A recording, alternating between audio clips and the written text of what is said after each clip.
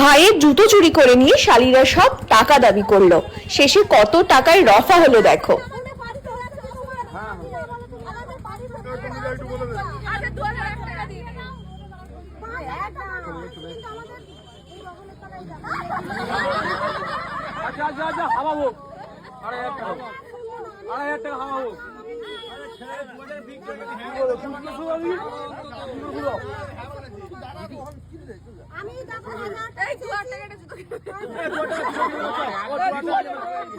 Nike হয়ে যাবে।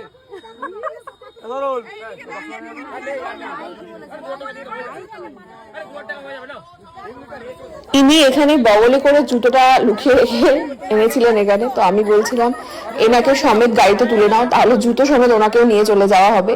মানে নানা রকম মজার জিনিস ঘটছিল এখানে, যেটা হয় আর কি একটা বিয়ে বাড়িতে। শালীরা সবাই মানে জুতো চুরি করে এবং সেটা থেকে টাকা নেয়, অ্যান্ড অল যে সমস্ত মজাগুলো এখানে হয়, তো সেগুলোই হচ্ছিল। উনি তো নাছোড়বান্দা না, হবে না, জুতো দেবো না, 5,000 টাকা না হলে আলটিমেট 2,500 টাকায় রফা হলো।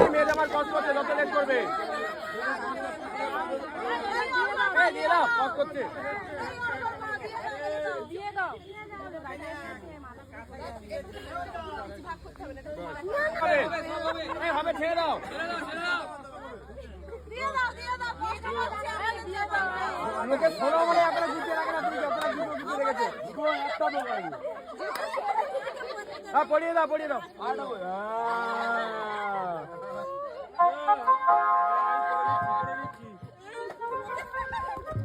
পরে দিচ্ছি, দাঁড়াও। আর একটা জুতো কই? কি বলছে?